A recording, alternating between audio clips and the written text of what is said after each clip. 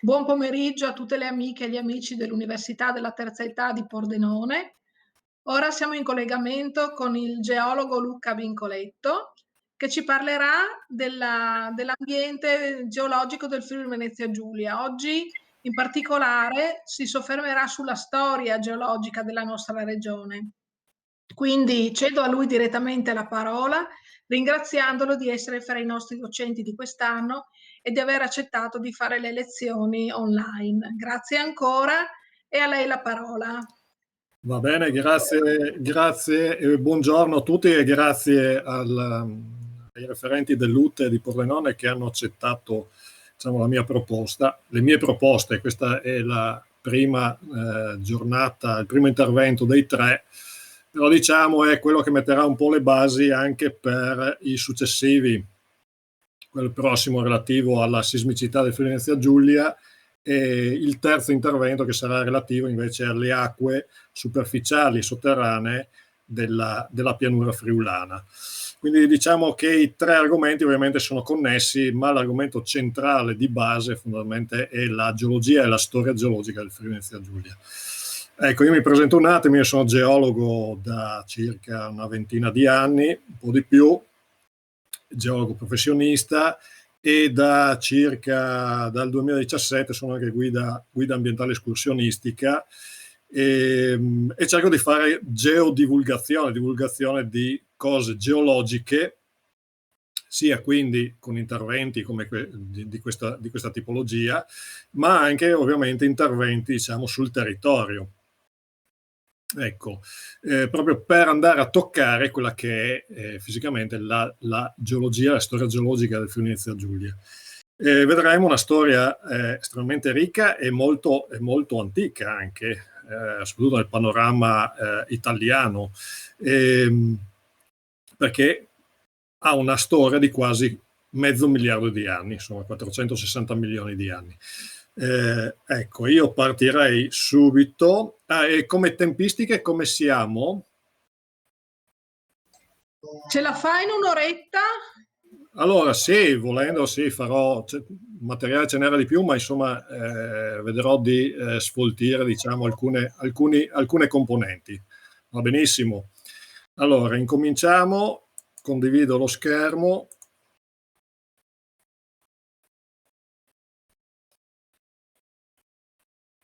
Ecco qua.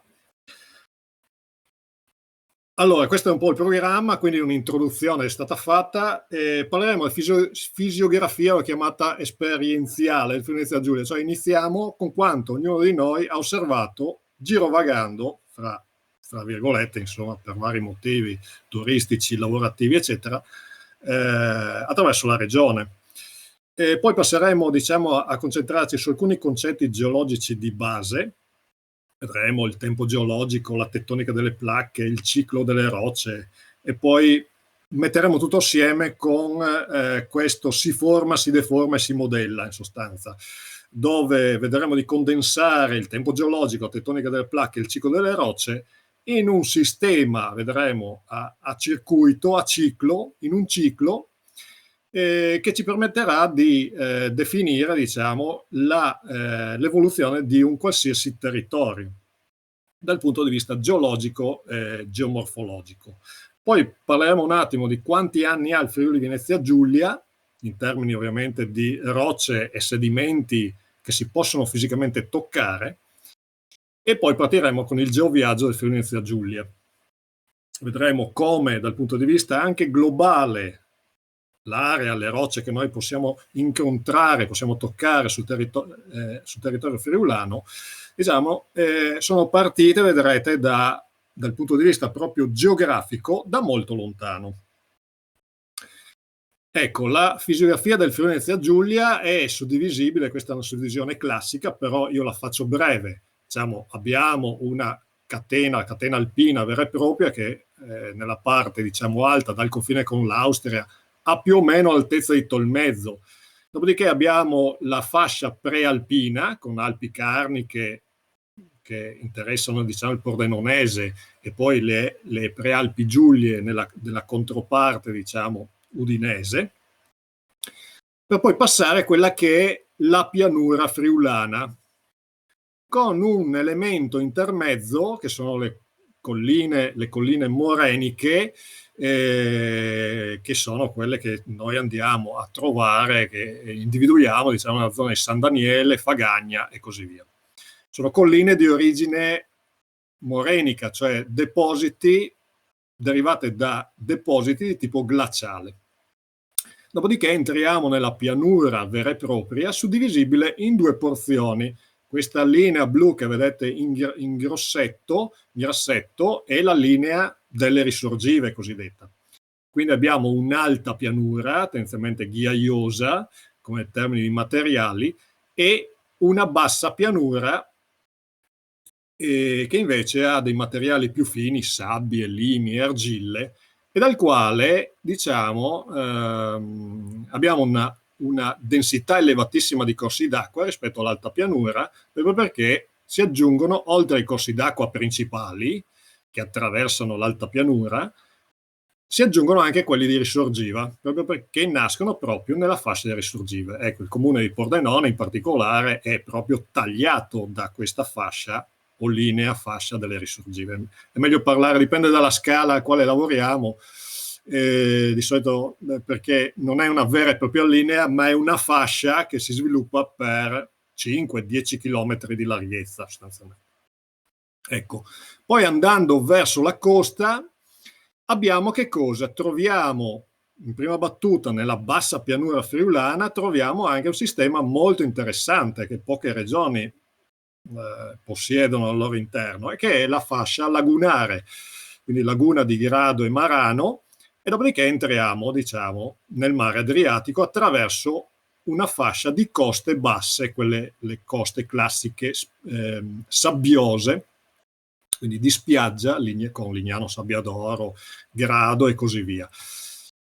Nell'area, diciamo, triestina, quindi nell'estremo est, abbiamo un'altra situazione, diciamo, di tipo in rilievo, perché abbiamo il carso, cosiddetto carso classico, e poi la fascia costiera si diversifica da quella di cui abbiamo accennato prima, quella sabbiosa bassa, perché è una costa di tipo alto, proprio perché le condizioni geologiche e poi hanno condizionato la morfologia, in quanto vi è una emersione di rocce che sono in grado di sostenere delle coste alte.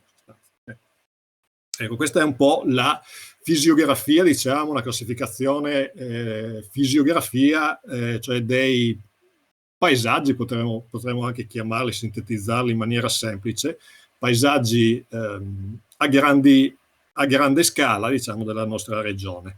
Ma entriamo con quella che è la nostra fisiografia esperienziale, si diceva, no? Quindi abbiamo una zona alpina, tutti riconoscono una zona alpina, qui stiamo osservando quello che è il gruppo del Monte Coglians.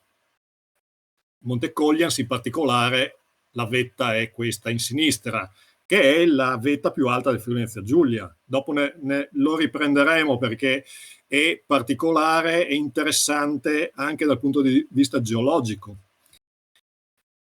Sempre tornando alla nostra zona alpina, se ci giriamo di 180 gradi rispetto al punto di presa della precedente, siamo sul Monte Cherostis, per chi diciamo, ha un po' girato la zona carnica nell'area specifica.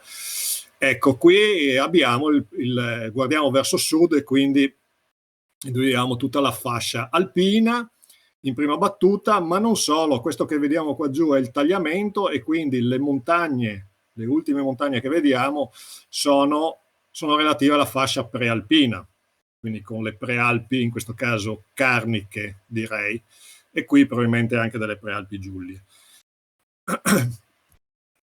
Tornando sempre al lago di Bordaglia, qui siamo nella zona di Forni a Voltri, andiamo rapidamente, quindi siamo sempre in zona alpina. La zona alpina è caratterizzata anche dalla presenza di interessantissimi laghi, qui siamo ai laghi di Fusine lago superiore, in alto il lago inferiore.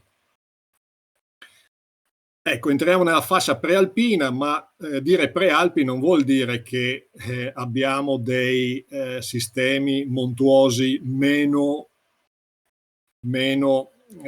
articolati, diciamo. Ecco, qui siamo nella zona di Andreis, per dire, quindi una situazione estremamente caotica anche per cause fondamentalmente di tipo geologico. E qui entriamo nella vera e propria fascia prealpina. Qui siamo sul monte di Ragogna, stiamo osservando il tagliamento.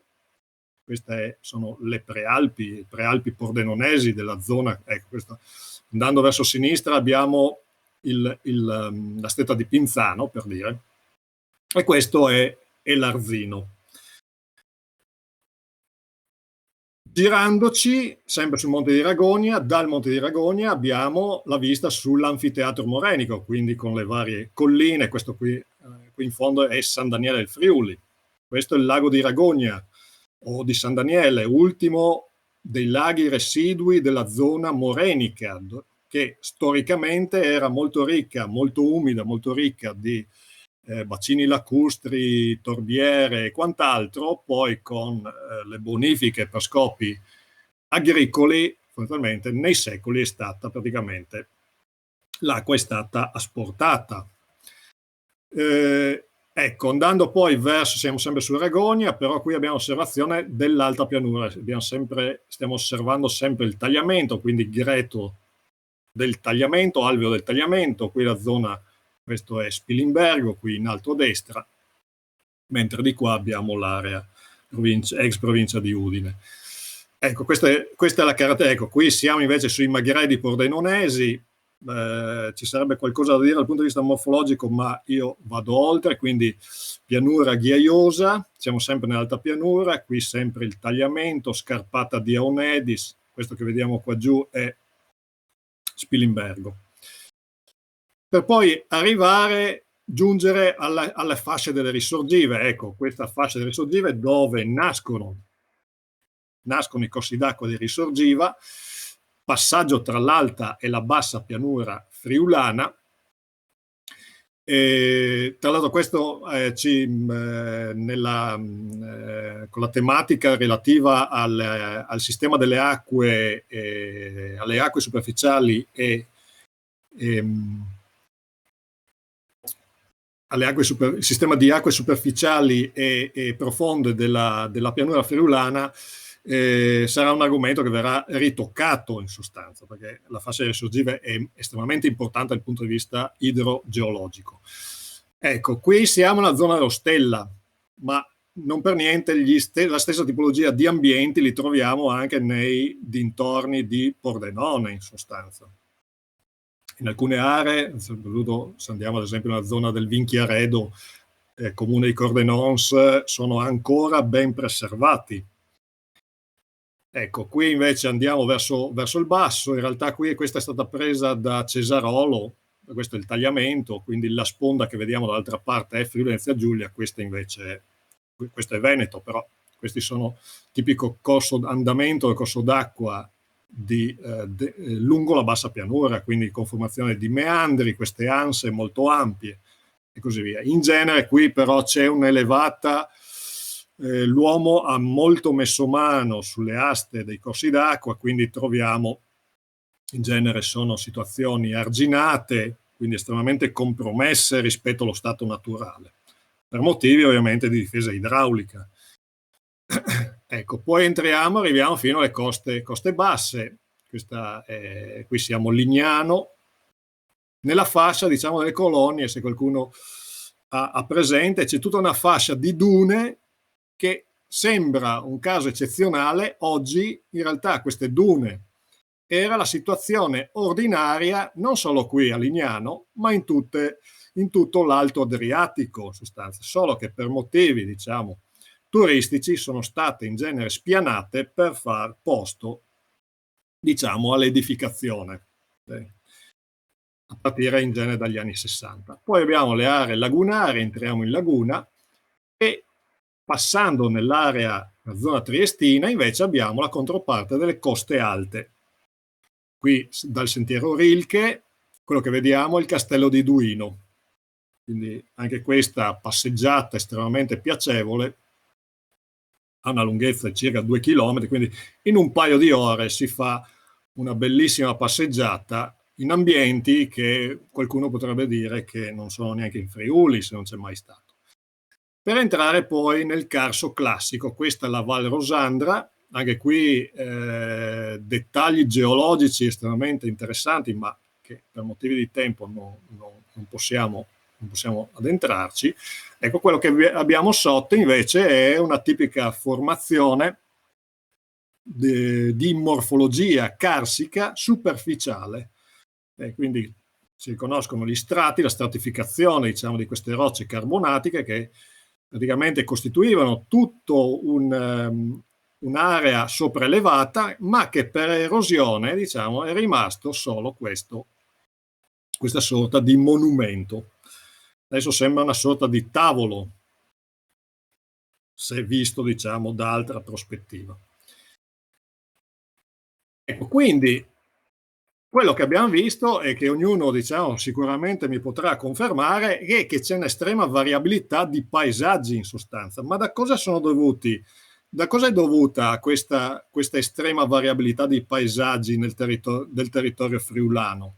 Che attenzione, se uno fa mente locale e fa una comparazione con le altre regioni italiane, ce ne sono poche che hanno tutta questa variabilità di paesaggi compressa in circa, io dico, un quadrato di 100 km di lato, sostanzialmente. Okay. Ma la complessità dei paesaggi del Friuli Venezia Giulia è prodotta da una base geologica molto variabile, quindi abbiamo un substrato geologico estremamente variabile. In che termini? Sia in tipologie di rocce e sedimenti che sono estremamente diversificati, proprio perché formati in tempi estremamente diversi, abbiamo detto partiamo da una storia di quasi 500 milioni di anni, e anche in ambienti di formazione estremamente diversi. E ci aggiungiamo anche una geologia estremamente attiva, cioè abbiamo una cosiddetta attività tettonica passata, recente, ma anche attuale, ancora in atto, ed è questo poi si collega anche con l'elevata sismicità del territorio regionale che sarà l'argomento, diciamo, della prossima lezione. Quindi questi due elementi, base geologica molto variegata, e una geologia molto dinamica, molto attiva, praticamente vanno a produrre quello che è l'estrema variabilità dei paesaggi friulani. Ecco, detto questo, adesso passiamo un attimo a identificare, a mettere alcune basi, quindi basi di alcuni concetti geologici di base. Il primo è il tempo geologico. Noi come esseri umani siamo abituati a ragionare su che cosa? Ovviamente sulla base delle nostre esperienze. E quindi diciamo che un adulto, tenendo conto che arrotondando che un essere umano viva 100 anni sostanzialmente, ecco, una persona adulta è in grado di materializzare degli eventi che hanno qualche decina di anni, proprio perché basati su esperienze che ha vissuto. Mentre i tempi geologici sono estremamente più dilatati rispetto alla scala dei tempi umani, perché noi oggi parleremo di milioni di anni, ma la Terra si calcola che abbia 4 miliardi e mezzo di anni, quindi che risultano essere numeri che non riusciamo fisicamente a materializzare, ad agganciare a qualcosa di concreto. Quindi esempi, l'ultimo massimo glaciale, cioè la massima espansione dei ghiacci, è avvenuta a livello globale e anche qui in Friuli Venezia Giulia circa 20-20.000 anni fa. È quella glaciazione che ha prodotto le colline moreniche, per dire. La separazione tra gli antenati dell'Homo sapiens e lo scimpanzé è avvenuta 6 milioni di anni fa, circa.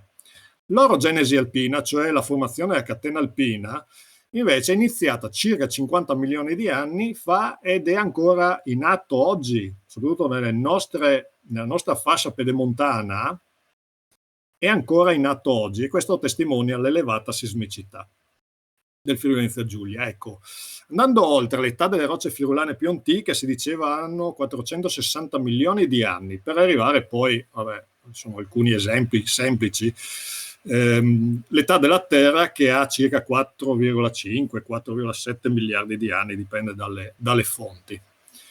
Quindi termine comunemente utilizzato dai geologi, ma non solo, da chi si occupa, diciamo, di chi utilizza processi o deve identificare scale dei tempi estremamente ampie. Ecco, il concetto di tempo profondo. Tempo profondo è come guardare all'interno di un pozzo, più il pozzo è profondo ovviamente e minore sarà la qualità con la quale riusciamo a distinguere gli elementi nel fondo del pozzo. Ecco, stessa cosa anche qui. Man mano che ci allontaniamo nel tempo, ovviamente le cose diventano via via più sfumate.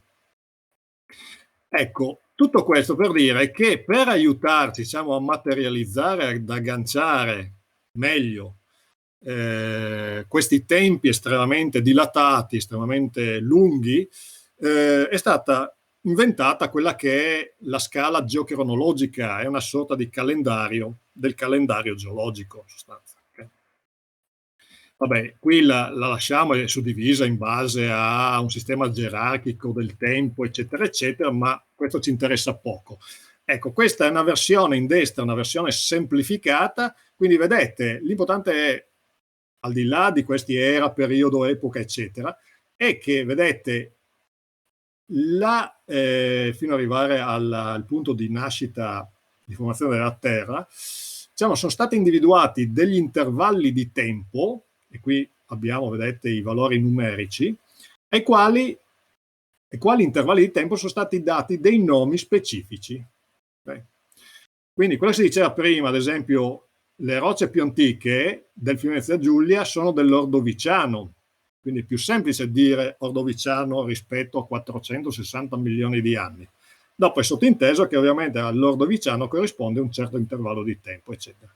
Famosi film della serie Jurassic Park, eccetera, ecco, sono qui dentro, sono Giurassico, è quell'intervallo di tempo che va da 200 a circa 150 milioni di anni, nel quale si ebbe un massimo sviluppo dei dinosauri, i quali però alla fine del Cretaceo, circa 65 milioni di anni fa, scomparvero perché ci fu una delle grandi estinzioni di massa della storia della Terra documentate. Quello che si diceva prima, quindi io vado rapido, vedete, sono gli stessi esempi di prima, quindi oggi siamo nel cosiddetto Olocene quaternario, anche se qualcuno di voi potrebbe aver sentito il termine antropocene. Beh, l'antropocene è un termine che fa riferimento proprio a questa scala geocronologica che è in fase di definizione e dovrebbe andare sopra l'Olocene. L'antropocene è l'era dell'uomo, in che termini? Cioè l'uomo è diventato, diciamo, è lì il problema, la definizione di quando far partire questo Olocene indietro nel tempo, perché definisce come uomo, come forza paragonabile alle altre forze naturali nella modificazione permanente, diciamo, quantomeno della superficie terrestre. Ed è in fase di definizione. L'ultimo massimo glaciale, per dire, sono 20-22 mila anni fa, ecco, siamo lì nella parte alta, separazione Homo sapiens scimpanzé 6 milioni di anni, l'orogenesi alpina inizia circa 50 milioni di anni fa, ma abbiamo detto si sviluppa, si sta ancora sviluppando, qui da noi è ancora attiva in questo periodo. Età delle rocce friulane più antiche, 460 milioni di anni, quindi siamo nell'Ordoviciano. Età della Terra, circa 4 miliardi e 7 di anni. Ecco qua, proposta di modifica, introdurre l'antropocene nel quaternario. Ma ripeto, il problema è proprio la definizione. C'è un gruppo di studiosi di tutto il mondo, che stanno cercando di definire proprio quando far partire questo antropocene. C'è qualcuno che propone dalla rivoluzione industriale, quindi circa 1800, qualcuno dopo, quando ci sono stati i test atomici che rilasciano evidentemente nell'atmosfera degli isotopi, i quali ricadono poi per fallout radioattivo sul terreno e rimangono lì come segno, come marcatura per milioni di anni.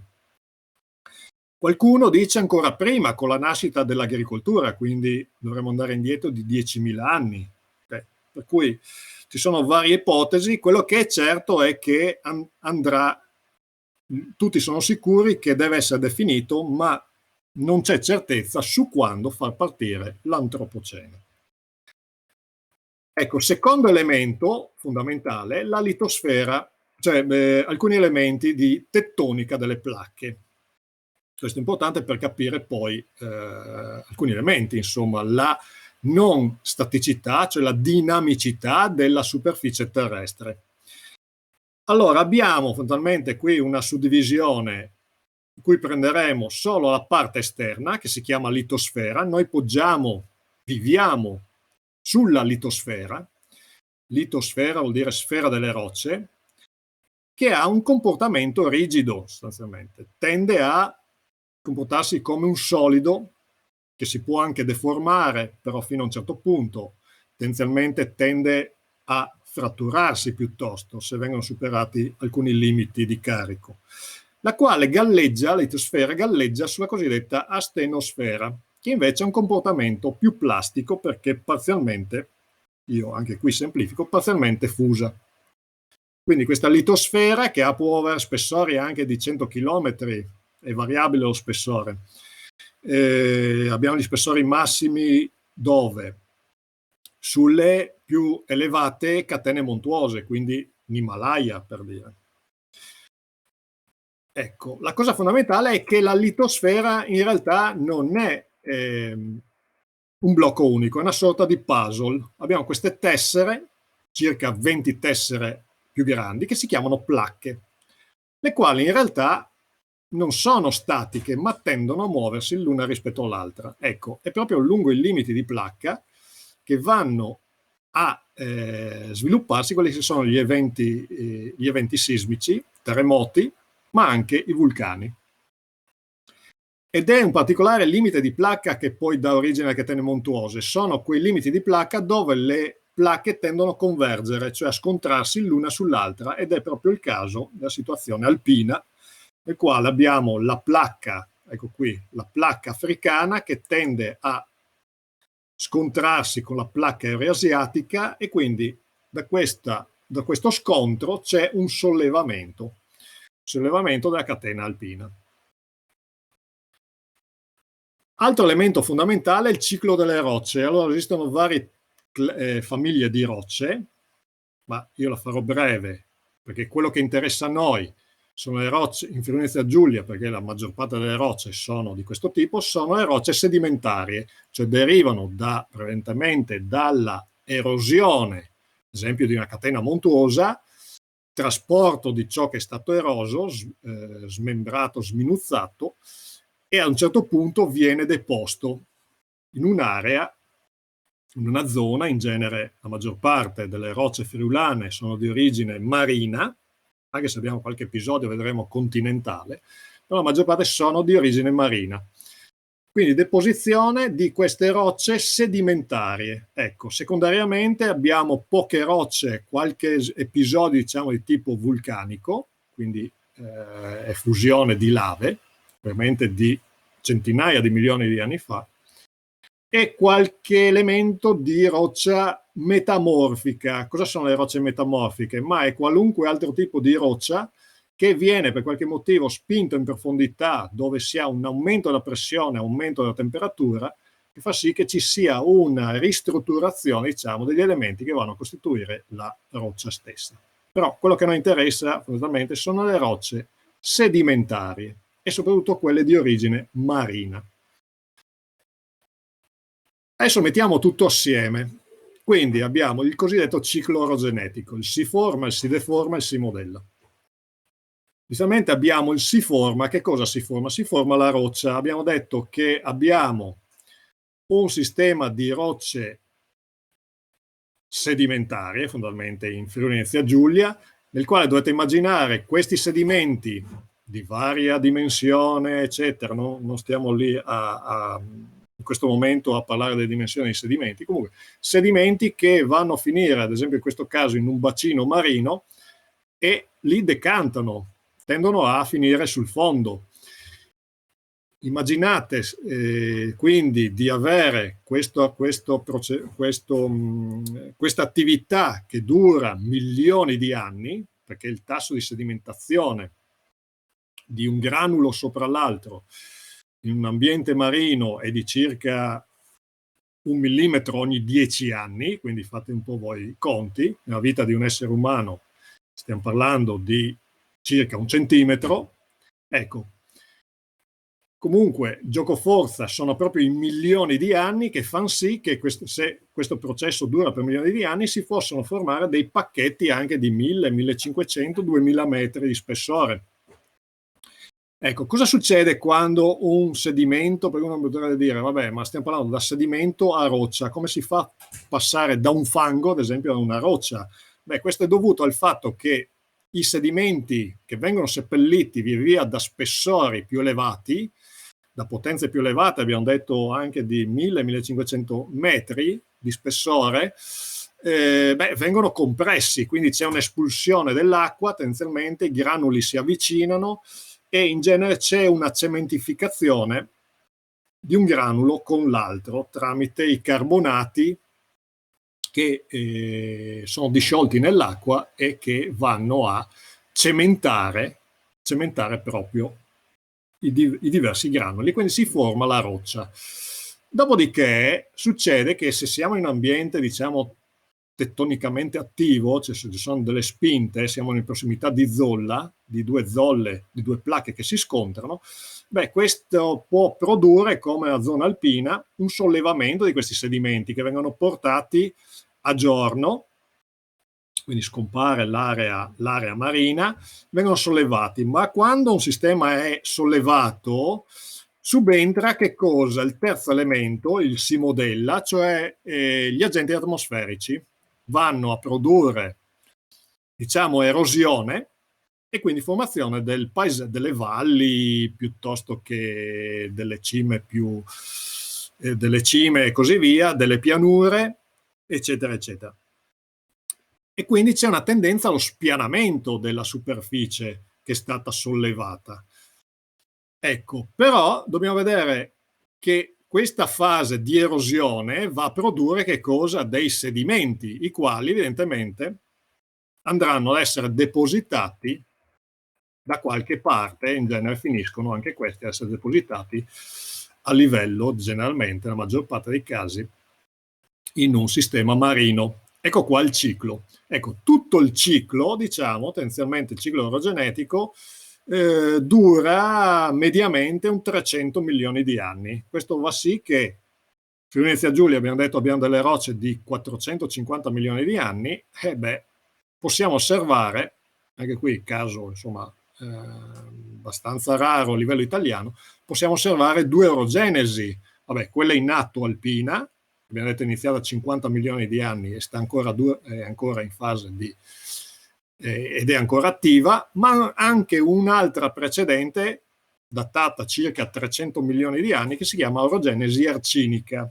Parleremo dopo su alcuni tipi di rocce. Bene, adesso siamo all'età delle rocce. Quanti anni ha il Friuli Venezia Giulia in termini di età di roccia di sedimenti affioranti?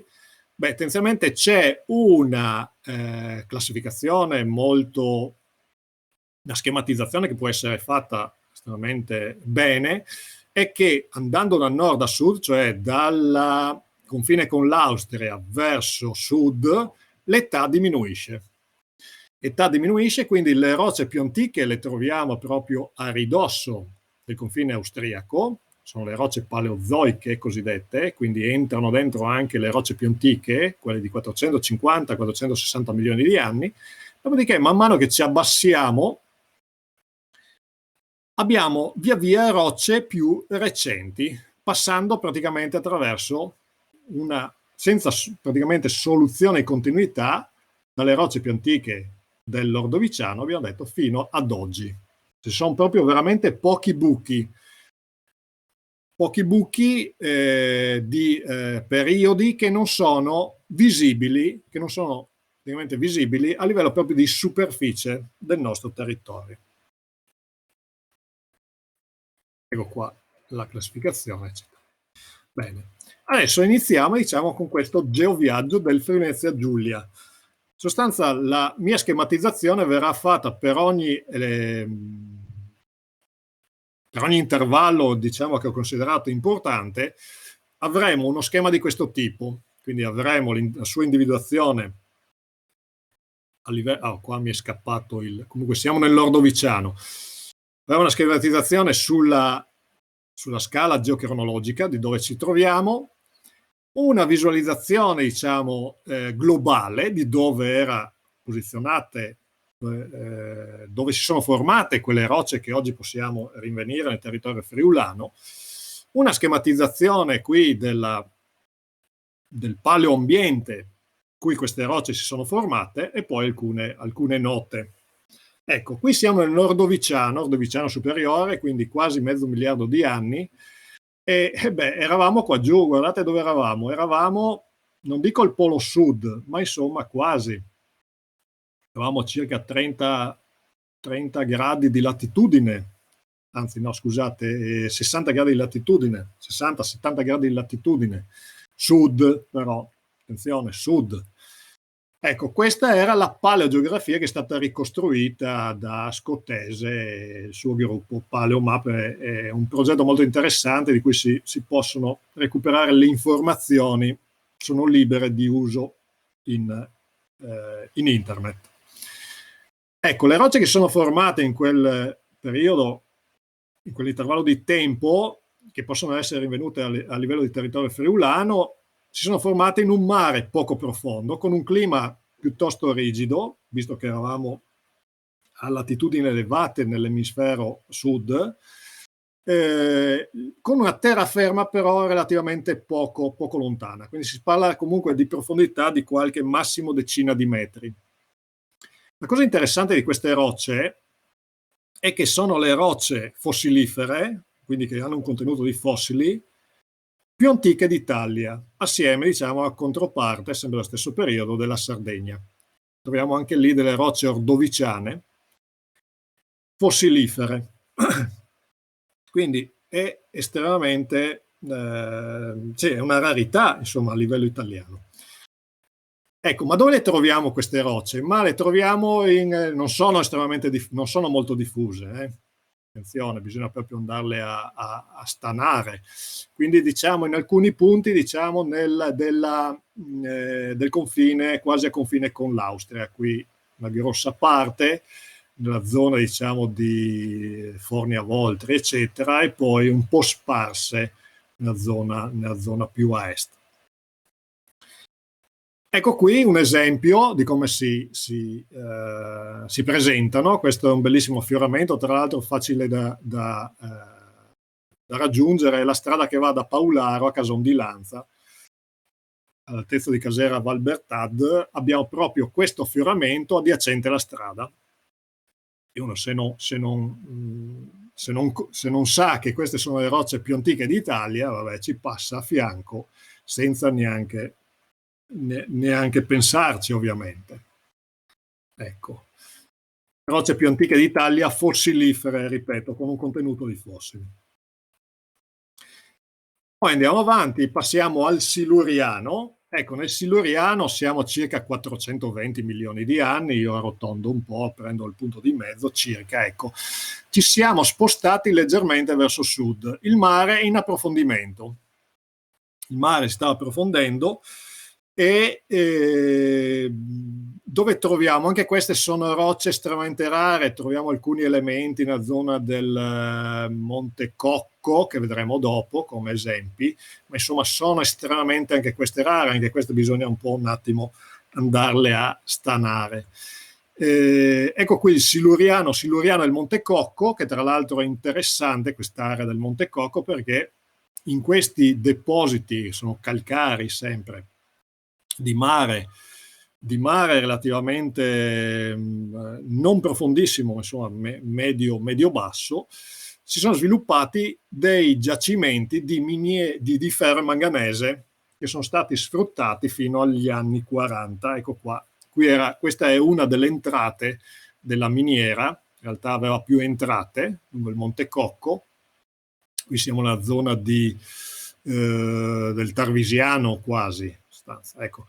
Qui invece il materiale risulta, vedete, qui se avete un elemento magnetico, siccome contengono del ferro, un elemento magnetico rimane attaccato a questa roccia e tra l'altro si sente che ha una densità anche elevata rispetto a altre tipologie di rocce comuni in Friuli Venezia Giulia, cioè è più pesante a parità di volume.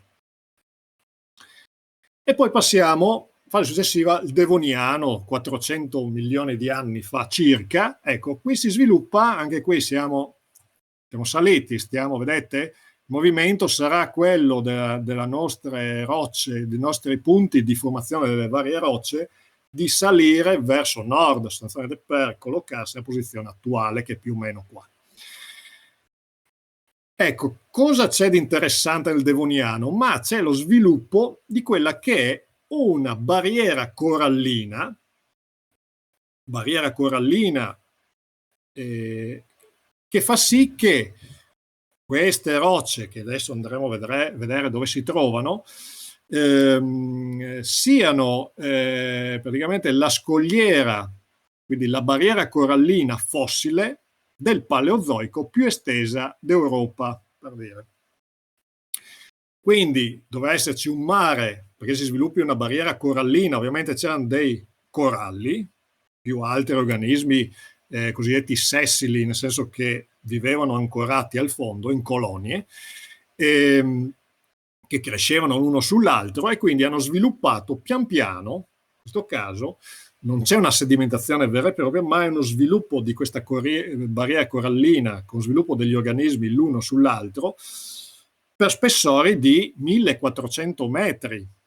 Okay. Questo vuol dire che quella situazione è perdurata, si pensa, almeno 40 milioni di anni. Quindi questi organismi crescevano gli uni sugli altri, intanto il sistema manteneva la stessa altezza perché comunque c'era un fenomeno cosiddetto di subsidenza, cioè di approfondimento, quindi c'era un equilibrio sostanzialmente, la barriera cresceva verso l'alto ma contemporaneamente diciamo il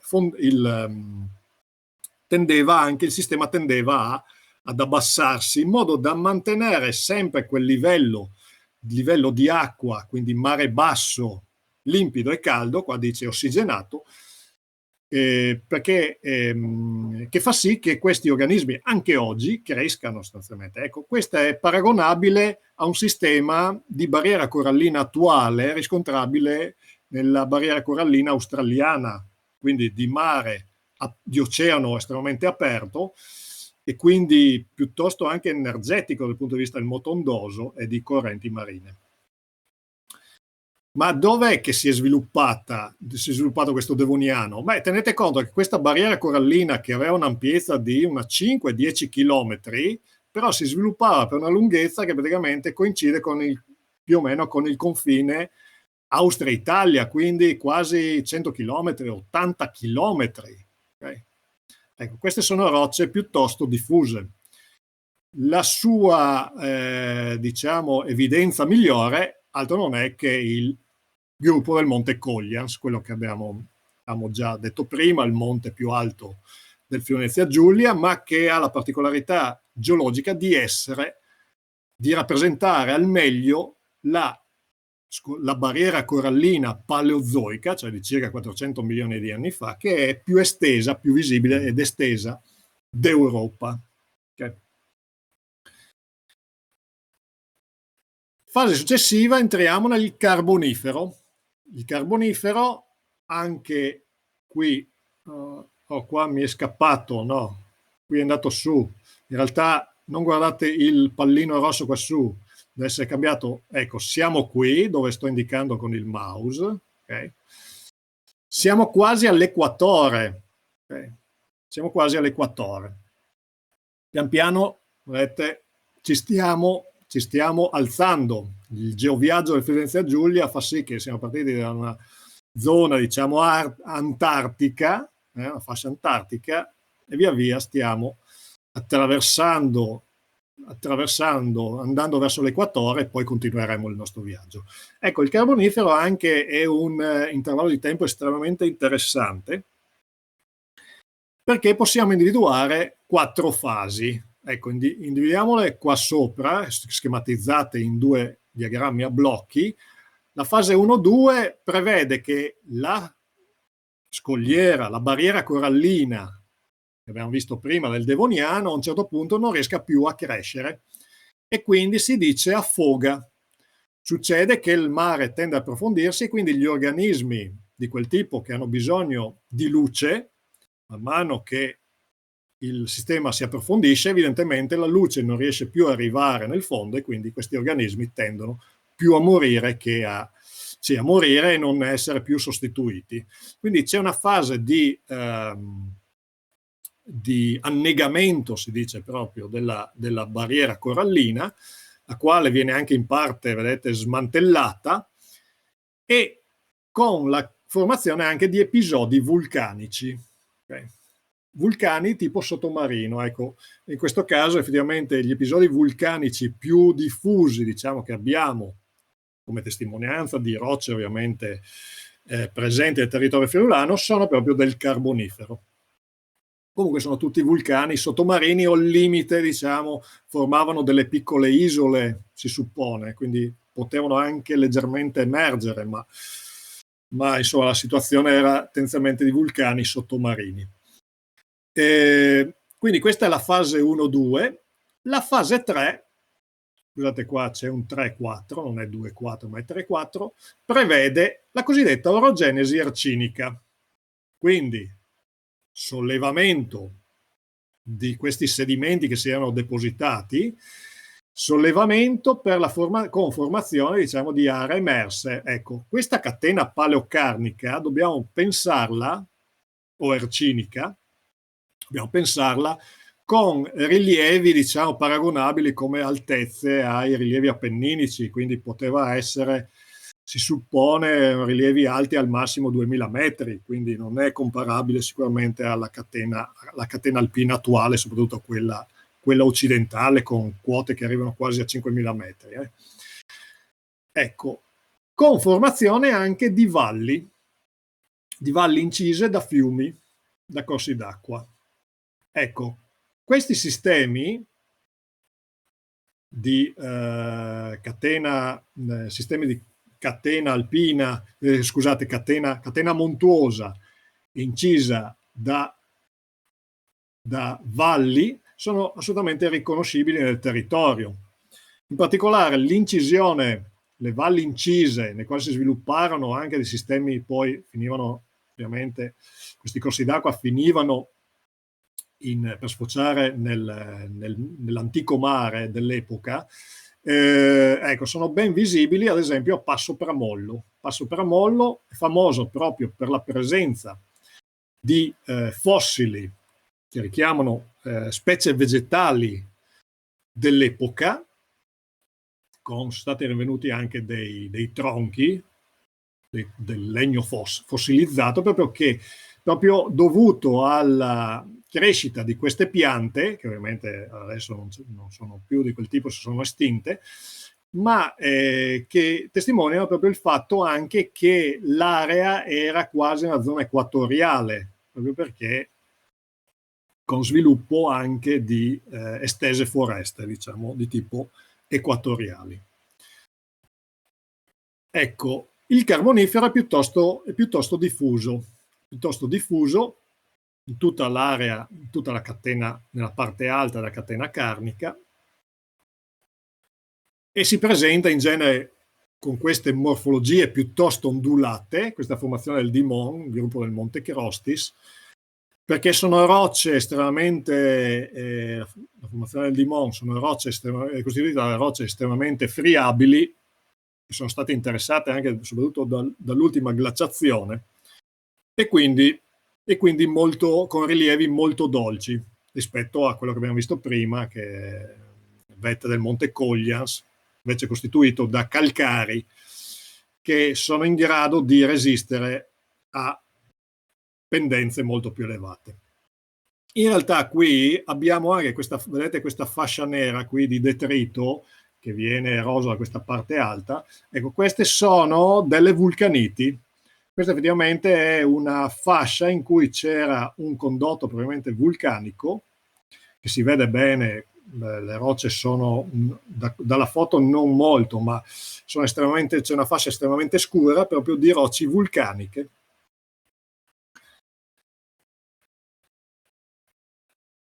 Ecco, altri elementi che possiamo riconoscere, abbiamo detto, ma come si fa a dire che è possibile vedere l'orogenesi arcinica? Beh, l'orogenesi arcinica la si vede, ad esempio, dalle pieghe di sollevamento. Lo stesso gruppo del Coglians è una grandissima piega di questo tipo ed è arcinica. È arcinica e qualcuno potrebbe dire, ma perché non è alpina? Beh, non è alpina perché ha delle direzioni di spinte totalmente diverse alle spinte alpine, che vanno più o meno nord-sud, mentre questa più o meno est-ovest, sostanza,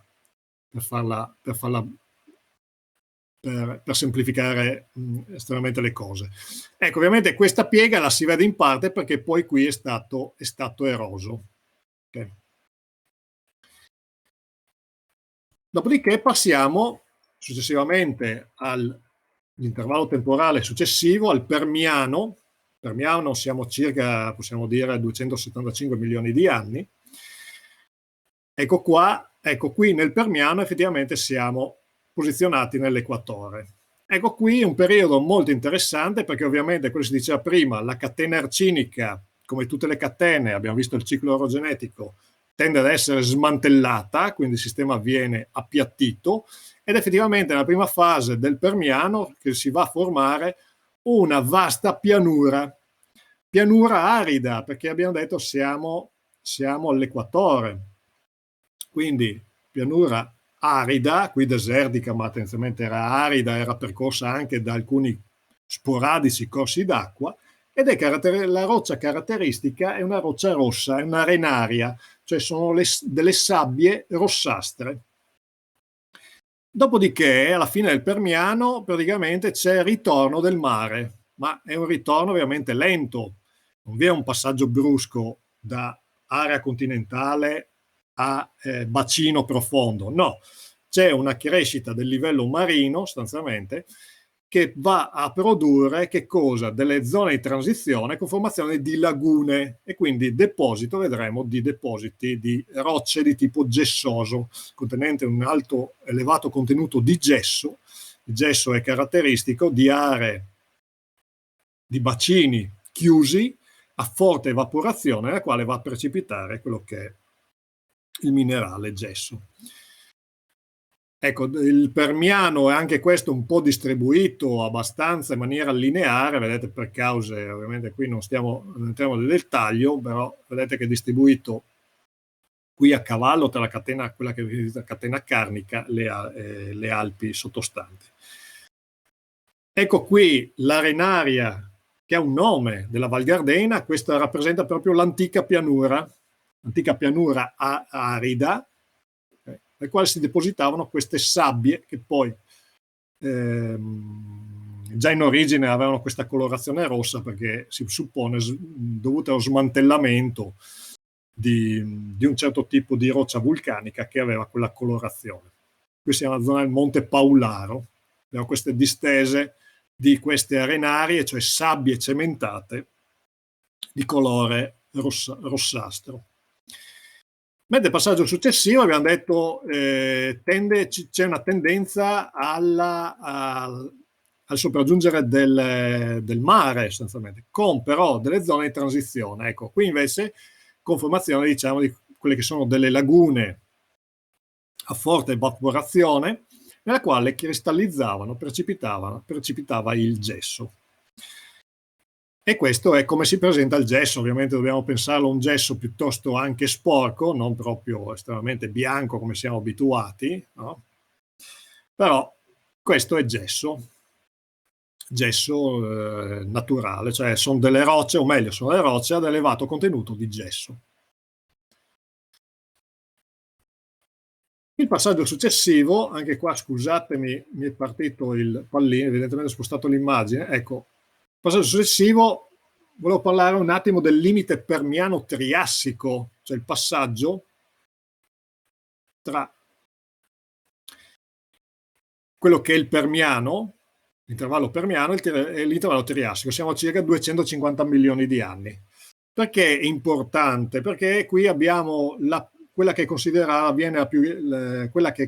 la più grande estinzione di massa della storia della Terra, ancora maggiore rispetto a quella avvenuta con il termine dei dinosauri, 65 milioni, che è avvenuta a 65 milioni di anni. Ecco, qui chiamata proprio la madre di tutte le estinzioni, praticamente si pensa che addirittura il 90% delle specie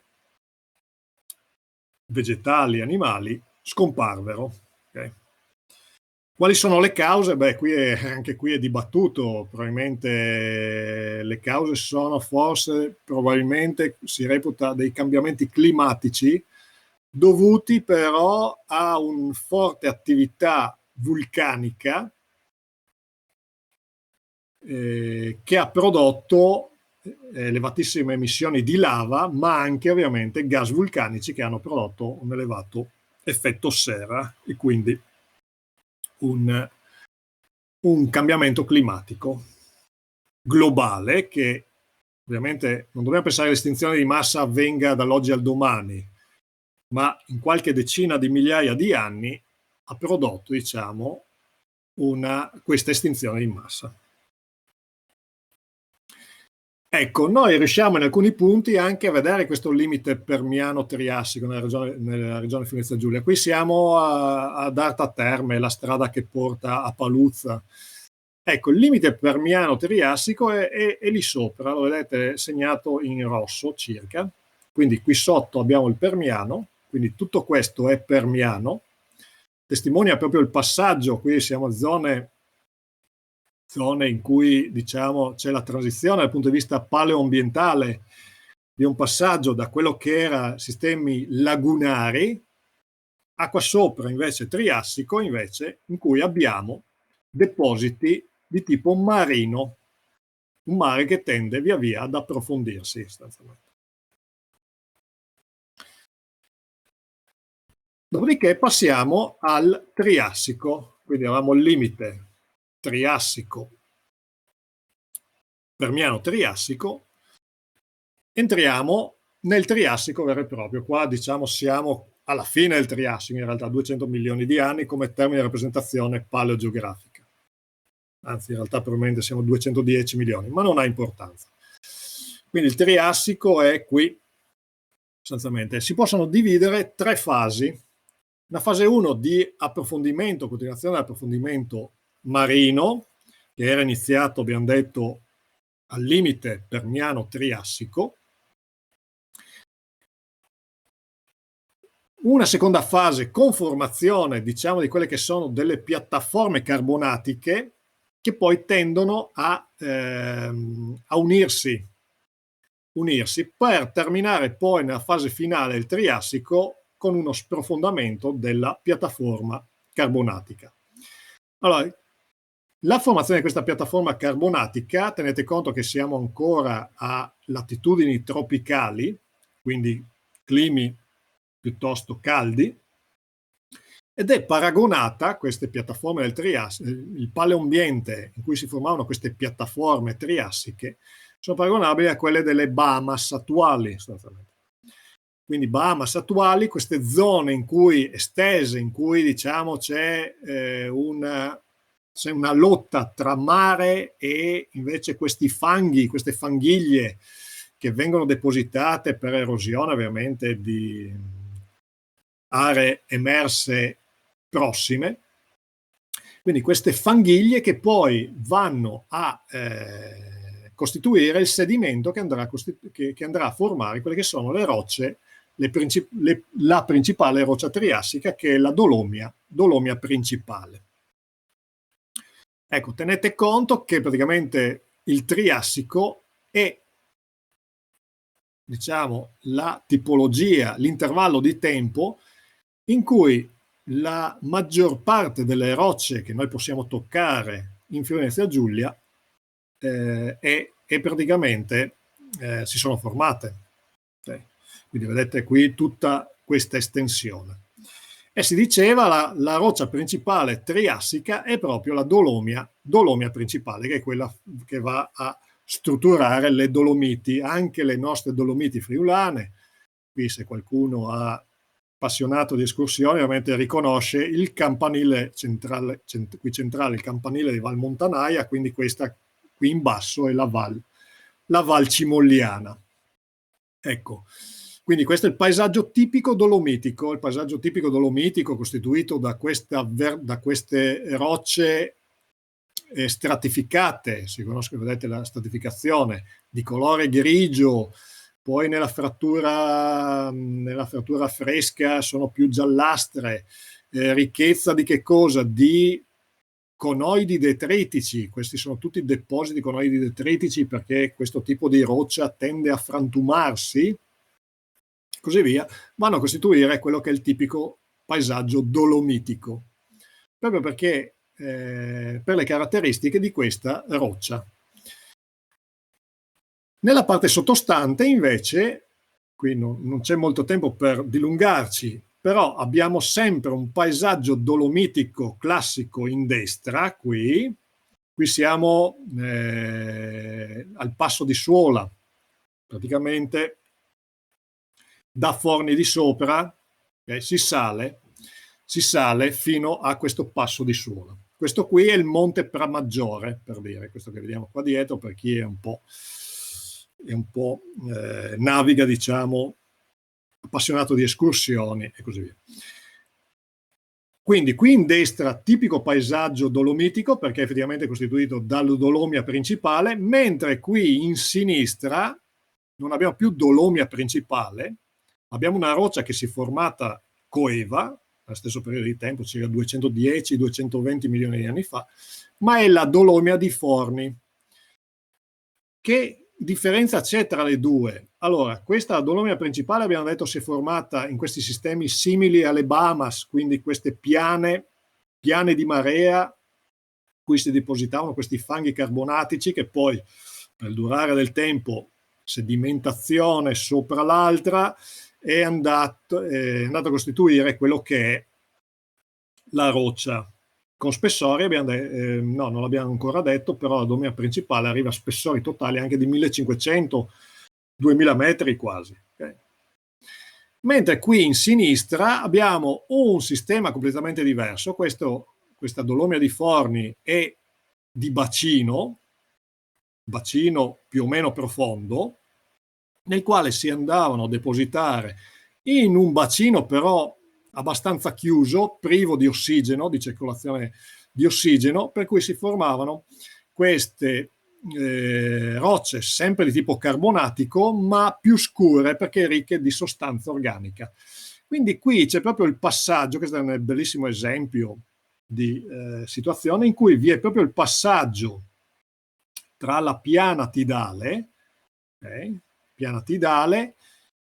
piana nel quale si sviluppavano queste fanghi, cioè Bahamas per dire, e pian piano si scendeva verso il bacino profondo, che può essere considerato, ad esempio, una situazione simile a quella attuale è il Mar Nero, quindi un bacino chiuso.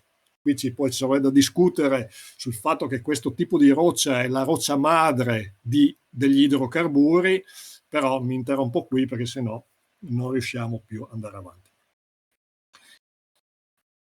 Ecco, qui sono strutture, anche qui mi spiace, ma andiamo avanti. Comunque sempre dolomia principale, c'erano delle particolarità visibili, ma non ce la facciamo.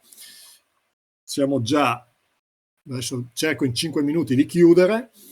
Ecco, passiamo al Giurassico. Qui nel Giurassico c'è un approfondimento del mare, sviluppo di quella che è la piattaforma carbonatica friulana sui rimasugli di quello che era la piattaforma invece triassica, le piattaforme triassiche. Quindi si sviluppano comunque dei carbonati, delle rocce carbonatiche. Ecco, questa è la distribuzione, ad esempio tipiche, però di mare tendenzialmente più profondo. Ecco qui Giurassico del Monte Lovinzola, qua la cava del Rosso Verzenis, che è anche sfruttata dal punto di vista, guarda, una delle poche cave di materiali lapidei presenti in regione. Ecco, ha questa caratteristica di colorazione rossa, è chiamato anche, una variante del rosso cosiddetto ammonitico per la presenza di ricchezza di ammoniti, questi fossili tipicamente giurassici.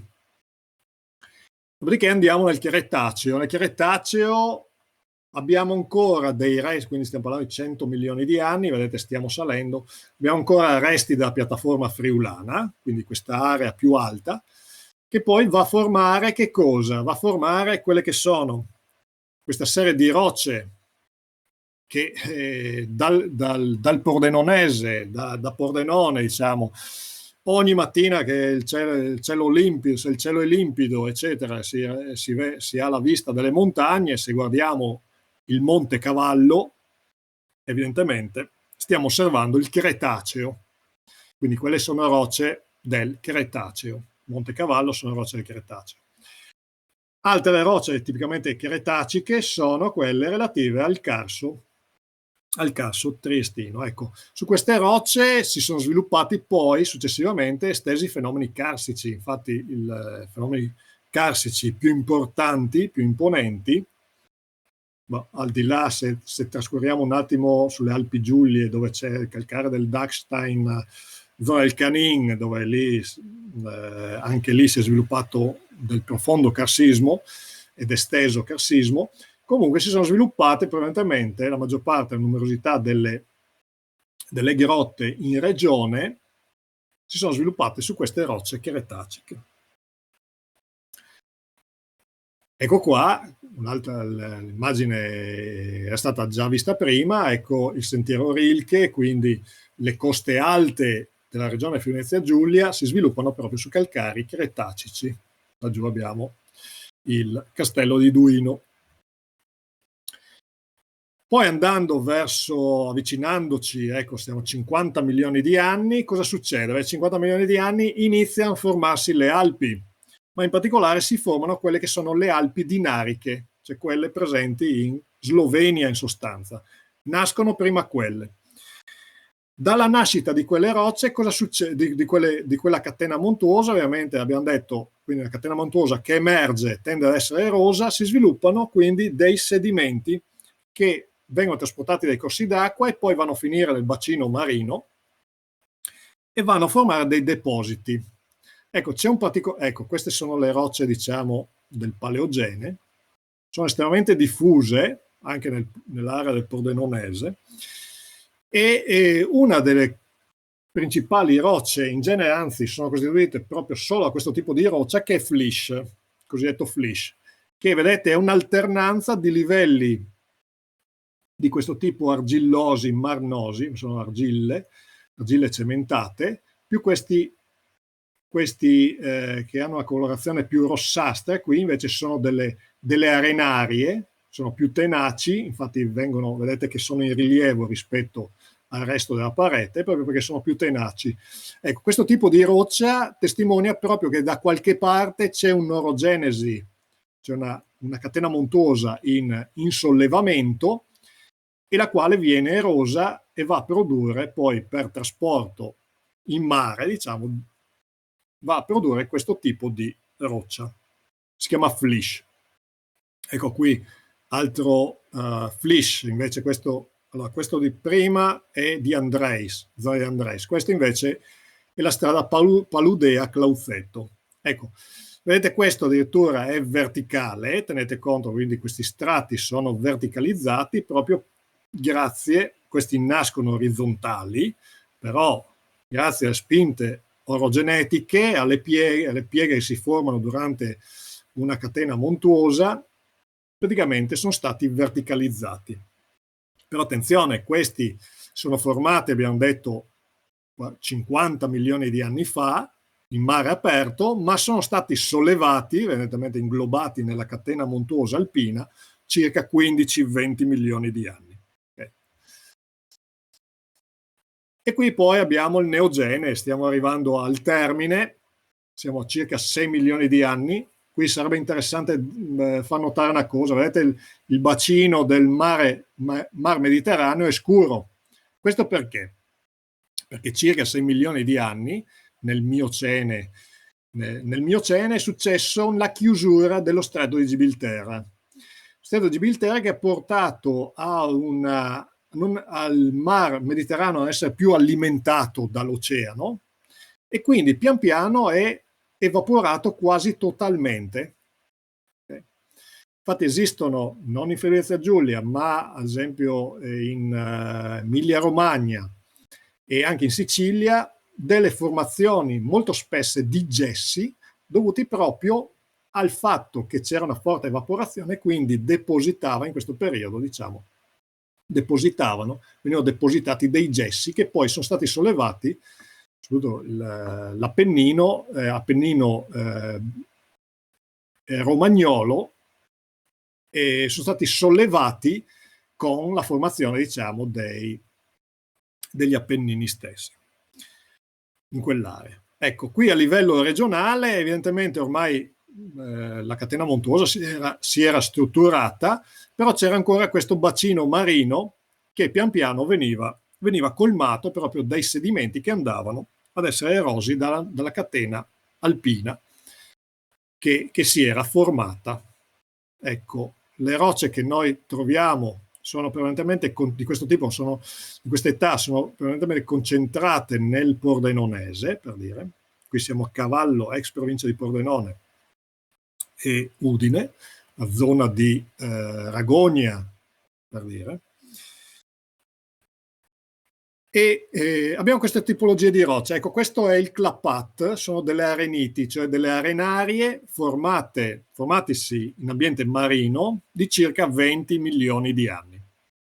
L'isola del Clapat è particolare perché è proprio adesso, in questo momento, è sul fiume Tagliamento, tra Cimano e Cornino. Uno direbbe mai che in mezzo alle ghiaie ci sia del Tagliamento, ci sia della roccia, invece è proprio questo Clapat, che poi lo si attraversa quando si va da Cimano a Cornino, lo si attraversa facendo la strada che è fiancheggiata anche dal ponte ferroviario sostanzialmente. E molte volte questo tipo di roccia, c'è un caso particolare di questo tipo di roccia che viene rinvenuto in mezzo a pianura, a Pozzuolo del Friuli. Ecco, qui qualcuno l'ha usato anche come materiale di scultura. Abbiamo queste areniti sempre di 20 milioni di anni in mezzo alla pianura. Proprio per cause tettoniche sono state sollevate e le troviamo in affioramento a Pozzuolo del Friuli. Mentre quindi queste sono di origine marina, però poi pian piano, 20 milioni di anni, pian piano abbiamo detto che il bacino marino veniva colmato fino a diventare un'area, diciamo, prettamente continentale e formare a questo punto dei depositi di tipo fluviale. Qui siamo sul monte di Ragogna, quindi siamo passati dai 20 milioni di anni delle areniti marine a dei conglomerati invece continentali, fluviali, tipo continentale, una sorta di quindi ghiaie che poi si sono cementate. Potete immaginare ad esempio l'alveo del nostro Tagliamento o del Meduna, del Cellina, nell'alta pianura, che anche qui per sedimentazione successiva gli strati, gli elementi più profondi vengono cementati. Ecco qui vedete, si riconoscono proprio i ciottoli di fiume in sostanza. Ecco, siamo in chiusura, quindi oggi abbiamo chiuso il viaggio, siamo posizionati nel punto alle latitudini attuali. Ovviamente qui ho tralasciato per motivi di tempo la questione dell'ultima glaciazione, eccetera, che sono venute tutte nel parte terminale del quaternario. Il quaternario è stato in generale caratterizzato, il quaternario è quel periodo che va da 2.600.000 anni ad oggi, è stato caratterizzato soprattutto nell'ultimo milione di anni da più periodi glaciali intervallati da periodi interglaciali.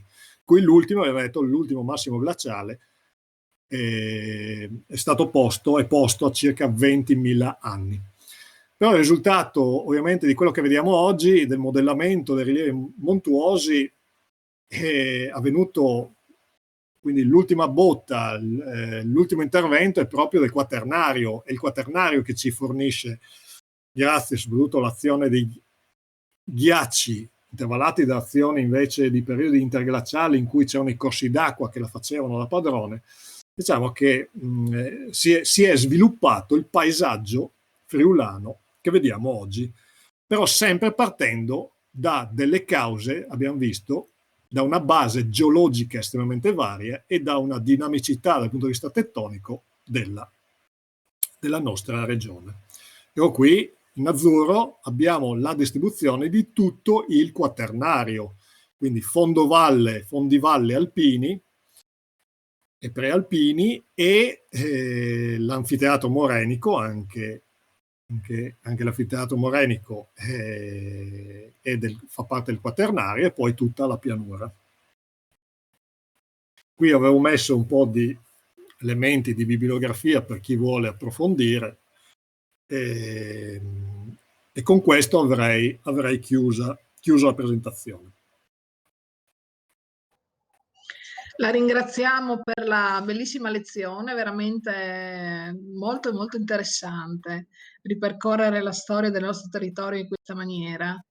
E per noi è anche inedito, non l'abbiamo mai fatto in questa maniera, quindi veramente grazie per questa bellissima panoramica storico-geologica del nostro territorio. Ci rivediamo la prossima settimana parlando della sismicità.